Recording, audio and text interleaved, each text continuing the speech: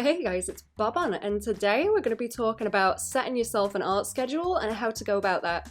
Today's time-lapse is some sketch samples for the newest tier on the Patreon, which gets you either a sketch or a critique each month. A video critique, that is, and I do plan to work on the sketches on the Patreon streams. So you may need some paper and a pen or some kind of text document to write down some of the notes for this one. But the first thing you want to keep in mind is, do you have a main goal that is the reason that you want to set up an art schedule so that you can do it consistently? Or do you just want to do it for fun and make time for it? The example I'm going to use, just because it's more direct, is that I am trying to do writing and working on a comic, and the writing has to sit outside of everything else that I need to do. So the first two blocks of time I want to talk about, out of the four that I'm going to mention, is work time and upkeep time.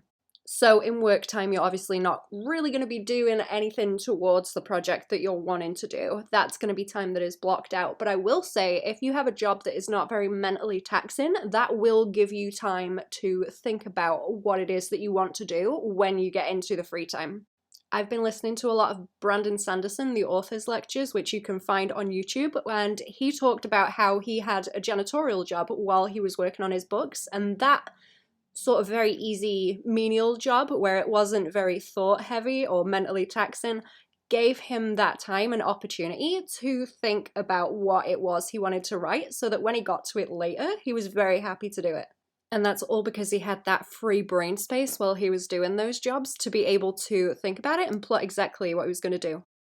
And then this also works into the upkeep time that you have, which would be doing things like, showering, cleaning, that sort of. You can't avoid doing any of that stuff, but you can be thinking about what you want to do later while you're doing it. It gives you time to contemplate what you're going to spend the rest of your time on later. So even if those two areas of your time are completely blocked out with the work and the upkeep, if they are something that is not thought heavy, that might be to your advantage in that you can think about what you're going to do later. You can plan out exactly what you're going to do when you get into the next chunks, which is your consumption time and your free time. So consumption time would be if you want to read a book, if you want to look at art, if you want to scroll through any kind of social media and look at stuff, you are sitting and you are consuming something.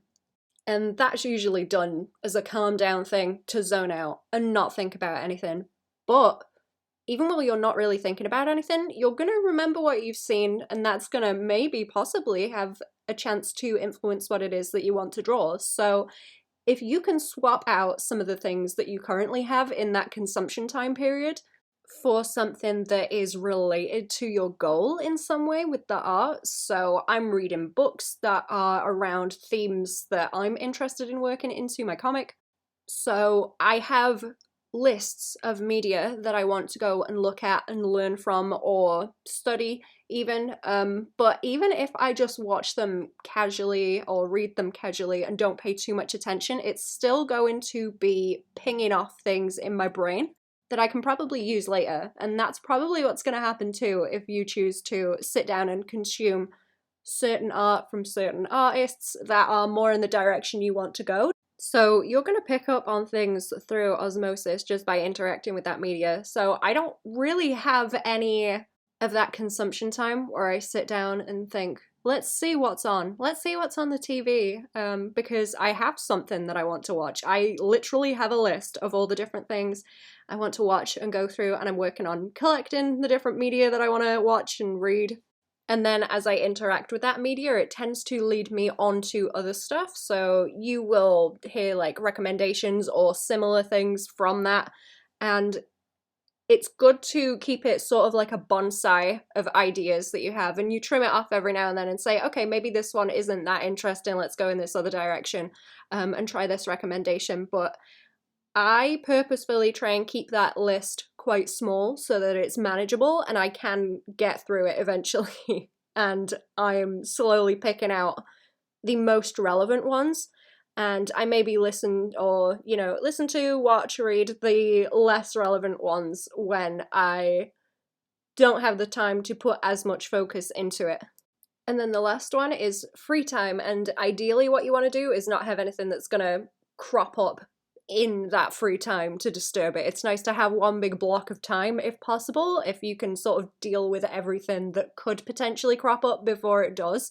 Obviously that might not be possible and things are going to come up, but that is the ideal, to have that space of time where you can just focus on what you've got. And if you've used the rest of this time in a way that I've described, then it should make it a lot easier for you to really make optimal use of that time that you have.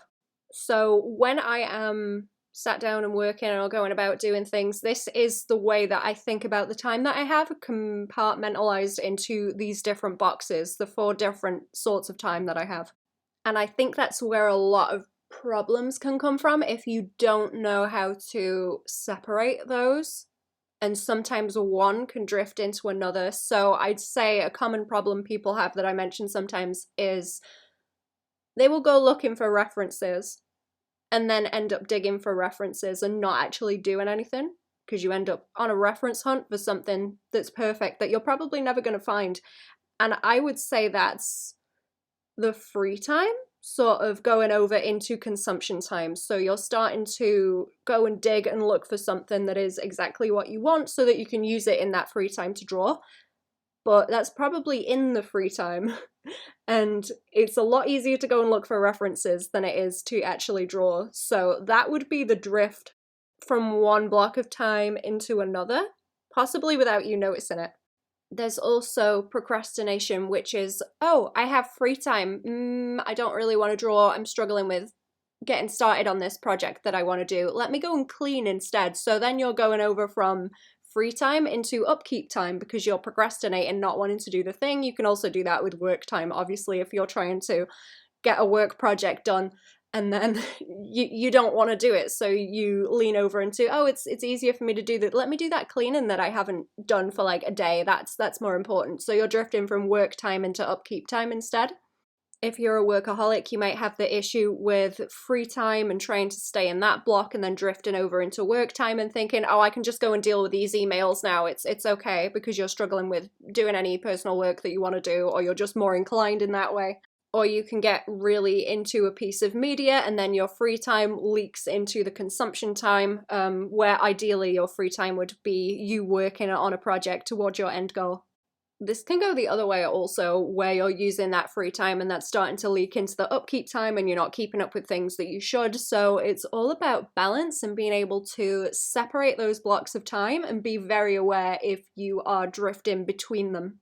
I would say also, with ideally the free time being time that you spend working towards that goal, that is just considering this topic specifically. Like you're going to want to go out and do other things with friends and stuff, so I'm not trying to count that into the free time and say that you should completely disregard that and stop doing it in favor of doing the art.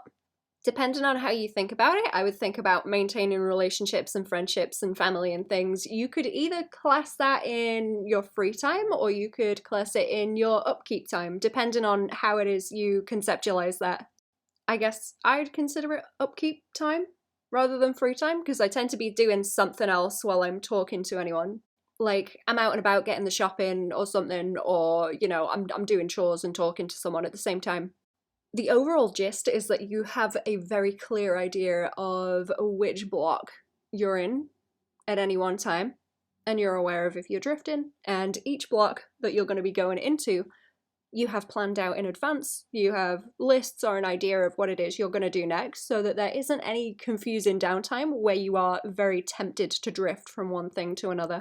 So that's how I conceptualize my time management, as those 4 blocks. Also, things you can do is to, if it's possible, obviously kind of put a lot of time into the upkeep, as I mentioned earlier, so that you don't need to have such a broken up chunk of free time or consumption time. You will have a nice clear block, which is obviously a lot more ideal if you can spend maybe 6 hours just zoned out doing art things. That's going to get you a lot further than stopping and starting. So I tend to think of that as trading time between these 4 blocks and trying to get them into balance.